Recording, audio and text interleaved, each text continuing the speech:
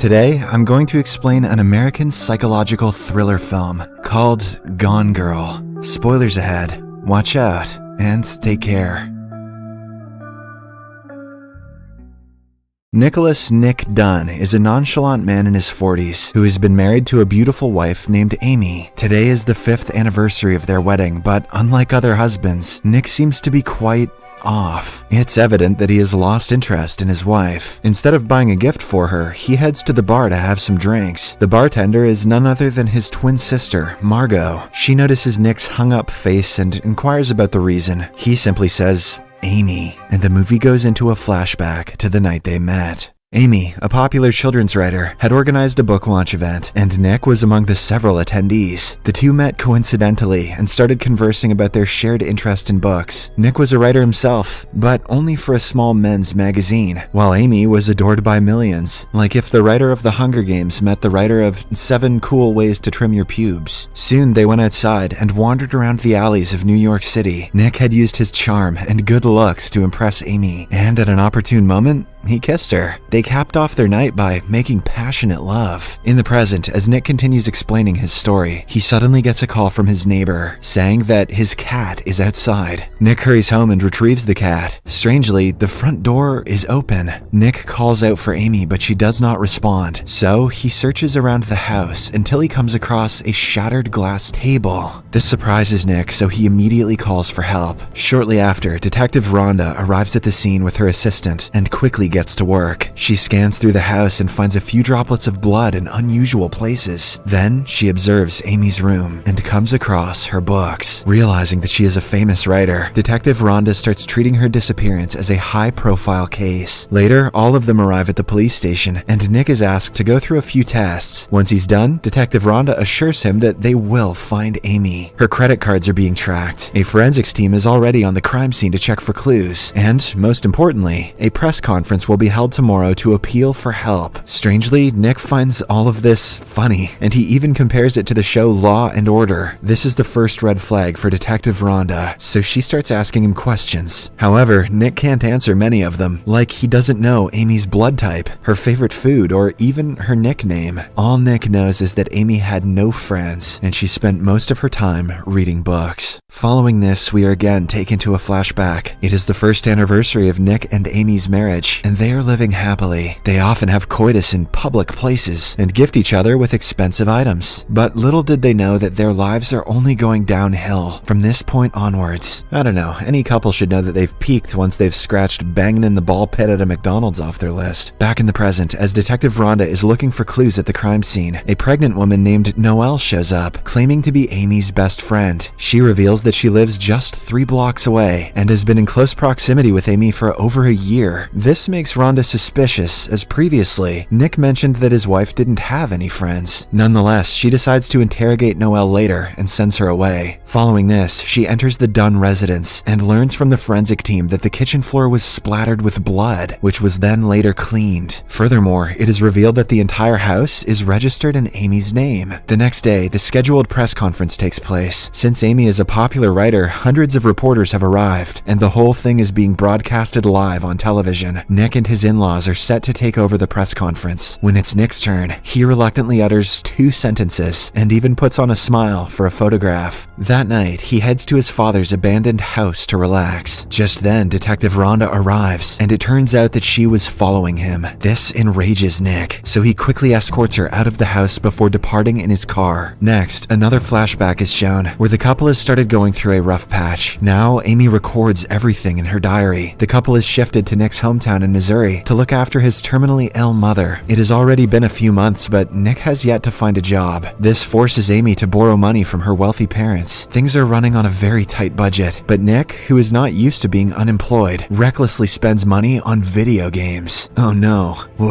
What a loose cannon. Amy tries to encourage him that better days will come, but it appears as if all their conversations results in arguments. In the present, it has been 2 days since Amy's disappearance. Her parents have organized an event to attract more helping hands and are doing everything to find their daughter. Nick, however, is nonchalant, as always. He even clicks a few selfies with the attendees. That night, Nick decides to stay at his sister Margot's place to avoid the swarm of paparazzi that have been encircling him. Unfortunately, even there, he has no respite. On the television, Margot sees several news channels reporting about Nick's carefree attitude. Some even question if he is sad at all. So, Margot confronts her brother about the same thing, and Nick angrily replies that he wasn't expecting this from her. The past 2 days have been a nightmare for him, so he just wants a good night's sleep without being judged. Hearing this, Margot apologizes and goes to sleep. After a few hours, surprisingly, a young girl enters the house and jumps into Nick's arms. She is revealed to be his girlfriend, Andy. This apparently clarifies everything. Nick doesn't care about his wife's disappearance because he is in love with someone else. But that leaves the big question: is he responsible for it? Meanwhile, the two get physical and spend the night together. Unfortunately, the next morning, Margot catches her brother in the act and chastises him for hiding things from her. But Nick quickly retaliates by explaining how miserable Amy made him feel. At one point, she stopped caring for him, and spending even a single day had become difficult. That's why he had to find solace in someone else, and that someone turned out to be one of his students, Andy. Shocked, Margot warns her brother that if the authorities find out about this, he is in trouble. She also shows Nick that he is all over the news, but for the wrong reasons. In another flashback, through Amy's diary, it is shown that she wanted to have a child with Nick, hoping it would solve their ongoing problems. However, Nick was completely against the idea. In a resulting argument, he pushed her to the floor, accidentally hurting her. Although Nick apologized profusely for it, Amy had reached her breaking point, and from that day onwards, she started fearing for her life and wanted a divorce. However, she knew that Nick wouldn't leave her, as he wanted her parents' money. In the present, Detective Rhonda gets the forensics report of the blood samples around the house. It belongs to none other than Amy. At night, Nick is asked to give another speech to a mass of people, but just then, Amy's supposed best friend Noelle pops up and screams that he is hiding things. After she has the crowd's attention, she reveals that Amy was actually 6 weeks pregnant at the time of her disappearance. Hearing this, Margot, Andy, Abby's parents, everyone is shocked. The crowd also turns against Nick, but fortunately, he is escorted away by the police. That night, as Nick is drinking at home, Detective Rhonda confronts him with a set of photographs, which show that Amy and Noelle were indeed good friends. She also tells him that the blood inside the kitchen belongs to his wife. Finally, Detective Rhonda comes to the conclusion that Amy was murdered. She only needs the dead body to confirm her theory and put Nick behind bars. She left out the most damning evidence of all: Nick plays video games. After she is gone, Margot approaches her distressed brother and asks him about Amy's pregnancy. Surprisingly, Nick reveals that he never knew about it. In fact, Amy never wanted to have a baby. Wait, but that's not what we saw, but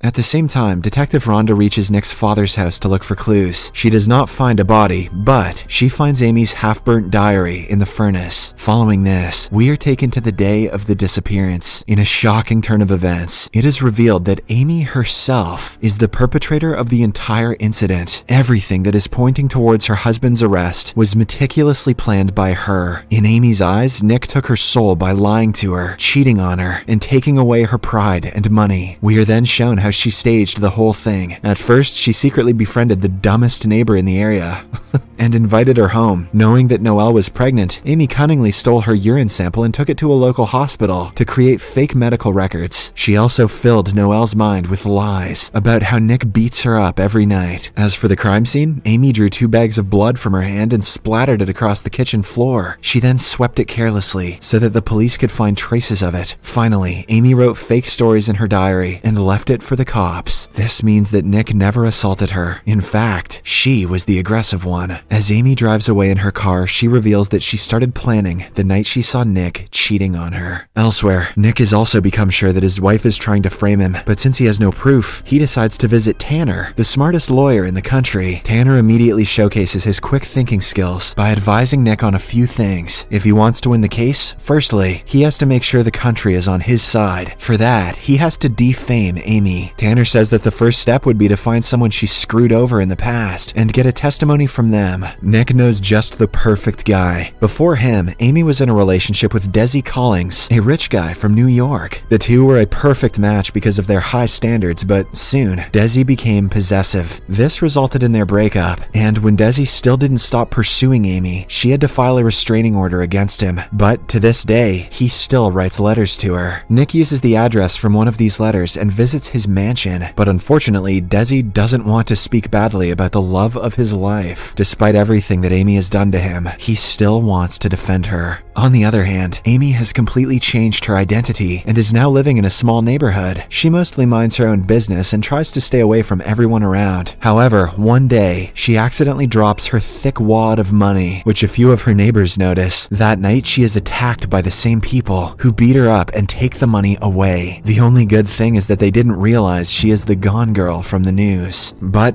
Amy doesn't want to take the chance, so she packs her belongings and leaves the place. She doesn't have a place to stay, so she calls the only person who loves her unconditionally, Desi Collings. In the next scene, the two meet in a casino, and Amy quickly starts manipulating him. She lies that she was forced to run away from her home, as Nick was about to kill her. Now she cannot return, as the entire nation will perceive her as a coward. Desi immediately buys her story, and takes this as the perfect opportunity to reconcile with her. Hence, he escorts Amy to his private villa, which lies in the middle of nowhere. There are cameras around the entire place, so Amy won't have to worry about being discovered. Elsewhere, after the first plan fails, Tanner tells Nick to go live on television and confess about his illicit affair. This will gain him a lot of sympathy, as everyone likes an honest man. But does everyone like an honest, cheating piece of shit man? I don't know. Unfortunately, on the interview day, they get a major shock. Nick's girlfriend Andy breaks the news herself. This leaves Nick in a perilous position. Tanner explains that now they are on the back foot, so going live on television would be a death wish. However, Nick reassures him that he can handle it. Then he goes on the interview set, puts on a serious face, and delivers an emotional confession. Although many believe that he is faking it, Amy, who is watching from the villa, is impressed. She is especially touched when Nick mentions, "I will love my wife forever."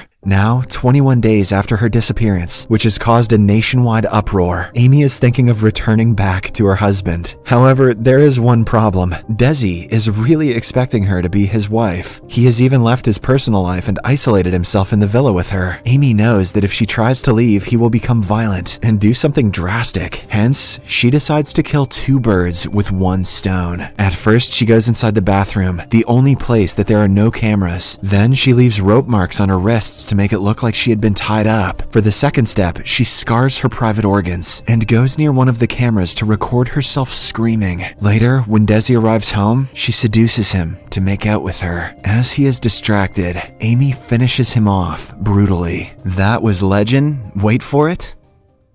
Oh, he died. Elsewhere, things are looking grim for Nick, as Detective Rhonda has gone through the entire diary and is on the verge of arresting him. But one morning, everything changes. Amy arrives outside the house, still covered in Desi's blood. This changes the whole complexion of the case. Nick, who was America's most hated man a while ago, is now innocent. In the evening, the doctors examine Amy and conclude that she was mistreated. Nick knows that she is once again deceiving everyone, but he has no evidence to prove it. Later, in front of a number of officials, Amy tells her BS story. She explains how her possessive boyfriend Desi kidnapped her and held her hostage for several weeks. The news goes viral, and once again, Amy becomes the sweetheart of America. Except for Nick and his sister Margot, everyone believes her sob story. In the final scene, the couple returns back to their home and the drama is over. In Nick's eyes, Amy is a murderer, but the latter explains that she did everything to get back to him. However, with everything that has happened, Nick is afraid to live with her. He tells her that he's leaving, but Amy threatens to ruin his life if he even considers doing so. Hearing this, Nick realizes that he is trapped with this lunatic forever. The movie ends as he puts Amy to sleep and locks the door from outside, indicating that he doesn't feel safe in his house anymore. Subscribe for more videos like this, turn on notifications, and leave a like to help the channel out. Thank you for watching.